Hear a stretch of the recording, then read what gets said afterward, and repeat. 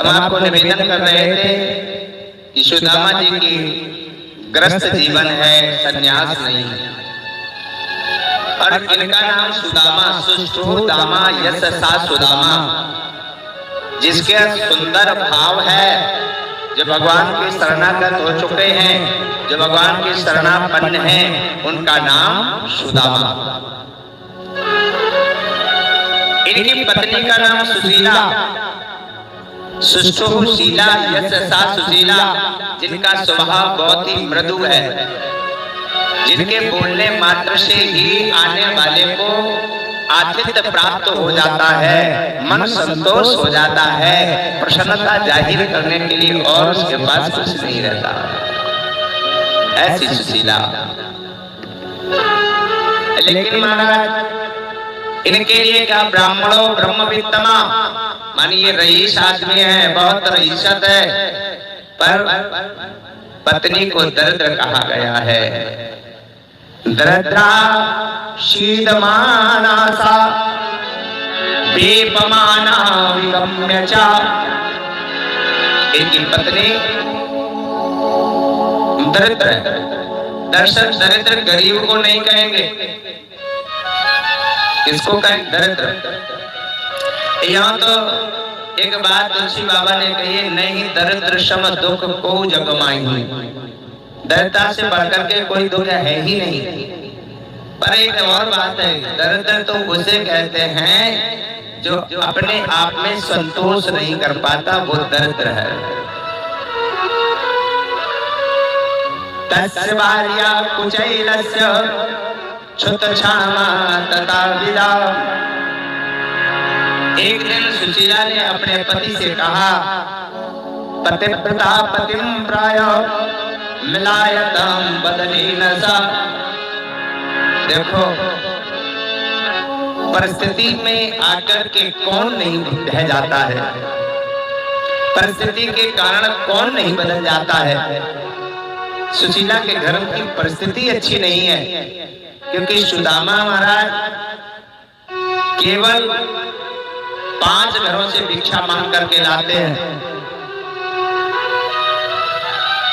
यद्यपि यहाँ पर भिक्षा मांगने का कहीं वर्णन नहीं है, लेकिन संगति लगाते हैं। कैसे? याचक ब्राह्मण इतना मानते हैं कि उनका जीवन ये होता है कि हम 5 घर से भिक्षा मांगेंगे और 5 घर से छठे घर में नहीं जाएंगे, चाहे मेरे परिवार का भोजन हो पाए अथवा ना हो पाए। तो एक दिन की बात है कि सुदामा जी महाराज भिक्षा मांगने के लिए गए। एक घर में आवाज आई, भिक्षाम देही। अंदर से एक माता निकल करके आई, अंदर से एक माता निकल करके आई और उसने कहा, महाराज मेरे घर में तो सूतक लगा है, मैं भिक्षा नहीं दे सकती। आगे वाले दरवाजे पर पहुंचे, उसी ने यही 5 घर एक ही परिवार के थे, इसलिए 5 घरों में सूतक लगा था, भिक्षा प्राप्त नहीं हुई। एक दिन पहले भी जब गए तो वहां भी भिक्षा नहीं मिली। जिस समय सुदामा जी महाराज भिक्षा के लिए निकले थे, सुदामा का इकलौता बेटा, सुशीला का इकलौता बेटा, और उस बेटे ने कहा, माँ क्या आज मुझे भोजन मिलेगा? माँ ने कहा, सुशीला ने कहा, बेटा अवश्य मिलेगा। आज पिताजी तुम्हारे जा रहे हैं और पिताजी वहां से भिक्षा लेकर के आएंगे तो रसोई सिद्ध होगी और तुम्हें भोजन अवश्य मिलेगा। एक दिन पहले बीत चुका है, जिसकी उम्र अभी 5 वर्ष केवल है, भोजन नहीं मिला। आज दूसरा दिन है, दूसरे दिन भी सुदामा जी को कोई भिक्षा नहीं मिली। लौट के वापस आए और जिस समय बाबा ने, उस बालक ने अपने पिता की ओर देखा, कातर दृष्टि से देख रहा है, लेकिन आज उसे खाने के लिए जब मांगा तो सुशीला ने कहा, बेटा आज नहीं तुझे कल मिलेगा। आस लगा कर के जो अभी तक बैठा था, आज वो निराश हो गया, हताश हो गया, रोने लगा।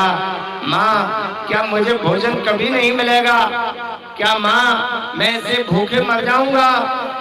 आज माँ का हृदय विदीर्ण हो गया, माँ का कलेजा फट गया, माँ दुखी हो गई, दुखियारी होकर के भगवान से टेर लगा करके कहने लगी, आहा याद आती तेरी, गोविंद से फरियाद करने लगी, ए गोविंद क्या तो याद आती तेरी, सुन ले विनती मेरी, ओ कन्हैया पार कर दो ये पापों से नैया, पार कर दो ये पापों से नैया,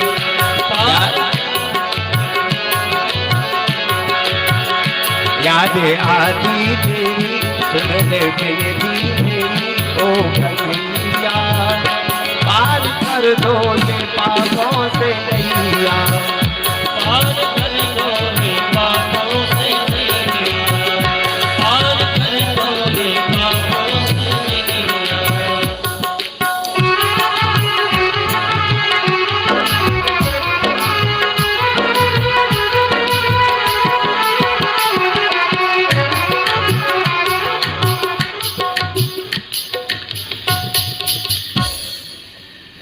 सुशीला टेर लगा रही परमात्मा से।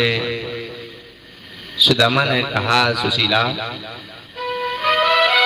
एक गिलास में जल लेकर के तुलसी दल डाल करके ठाकुर जी का भोग लगा करके बालक को दे दो, सो जाएगा। प्रातः काल होगा तो फिर कोई ठाकुर जी कृपा करेंगे। सुशीला पतिव्रता है, एक शब्द भी नहीं कहा। एक गिलास में जल लेकर के तुलसी दल छोड़ करके ठाकुर जी का भोग लगाया, प्रसाद लेकर के बालक को दे दिया पीने के लिए। बालक ने वह तुलसी दल डरा हुआ ठाकुर जी का भोग जल ही हो गया।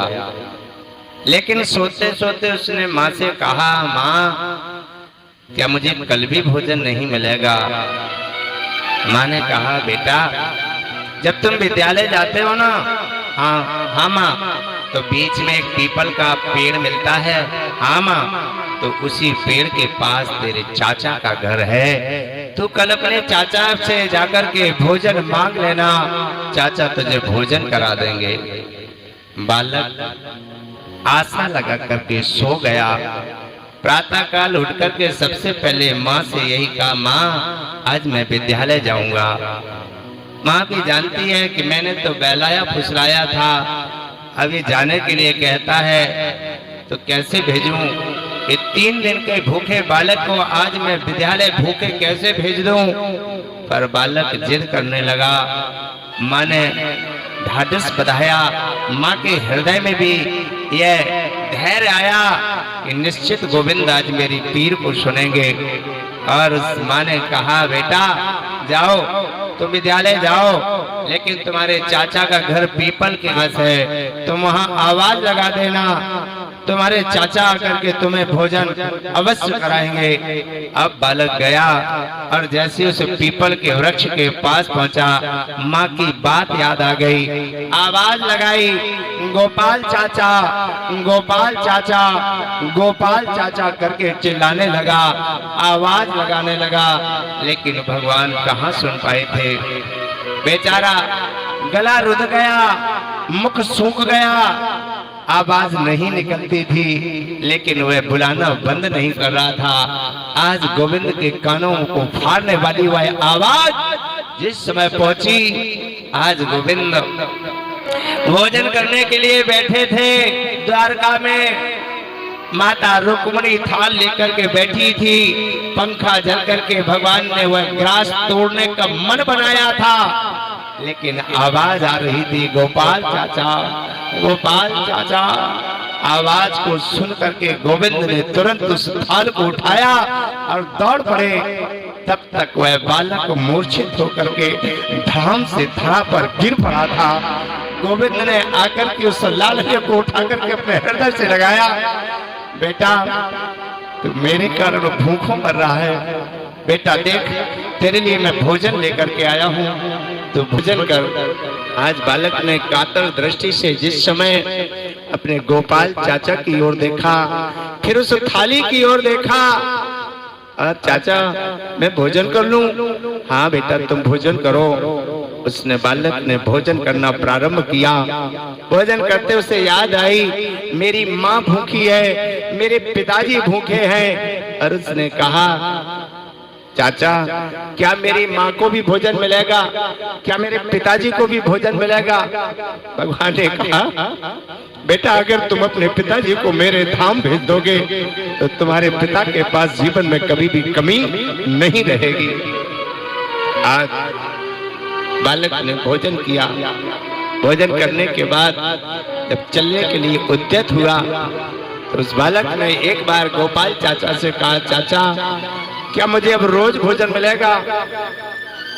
गोविंद ने कहा बेटा जो मेरे लिए जीवन में केवल 3 दिन भूखा रह जाता है, मेरे लिए जो जीवन में केवल 3 दिन भूखा रह जाता है, उसे जीवन में फिर कभी भी भूखो नहीं मरना पड़ता है। इसलिए अब तू कभी भी भूखा नहीं रहेगा। तू अपने पिता को मेरे धाम भेज देना।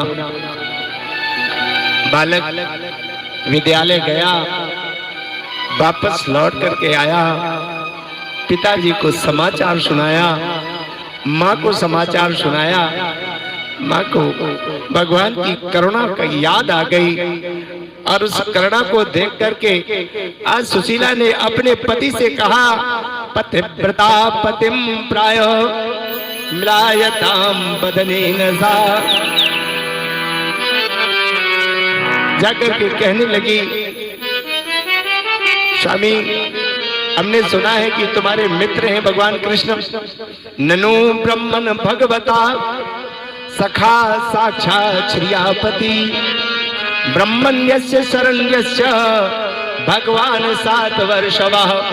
हमने सुना है तुम्हारे मित्र भगवान कृष्ण हैं जो साक्षात लक्ष्मी के पति हैं और वो बड़े ब्रह्मण्य हैं, शरण्य हैं, जो शरणागत की रक्षा करने वाले हैं, ब्रह्मण्य हैं जो ब्राह्मणों पर कृपा करने वाले हैं। तो आप अगर उनके पास चले जाओगे तो दास्यति द्रवणम भूरि सीधते ते कुटुंबने। अगर तुम पास चले जाओगे तो निश्चित वह इतना धन दे देंगे कि जिससे कि मेरा पूरा परिवार चल जाएगा। अब जैसे ही सुदामा जी ने सुशीला की इस बात को सुना, सुदामा ने कहा देवी तुम क्या कह रही, मांगने के लिए कह रही? नहीं सुन देवी सुनो, मैं तो स्कूल में जन्म पाया हूँ। अरे शिक्षक हो सिगरे जग को अत्यता को कहा अवधेत है शिक्षा। और जे तप के परलोक सुधारत तिनके नहीं धन की कछु इच्छा। मेरे हिये हरि के पद पंकज, मेरे हिये हरि के पद पंकज 12,000 ले देख परीक्षा। और को धन चाहिए बावरी, ब्राह्मण को धन केवल भिक्षा। इसलिए हमें और धन की आवश्यकता नहीं है, हमें और धन की आवश्यकता नहीं, हमें तो भिक्षा वृत्ति से हम अपना जीवन चला लेंगे। सुशीला ने कहा इसलिए थोड़े न कह रही हैं, हम कोई रबड़ी खाने के लिए थोड़ी न कहती हैं, हम तो इसलिए कहते हैं कि उस 5 वर्ष के बालक का भी जिस माता पिता ने पेट न भर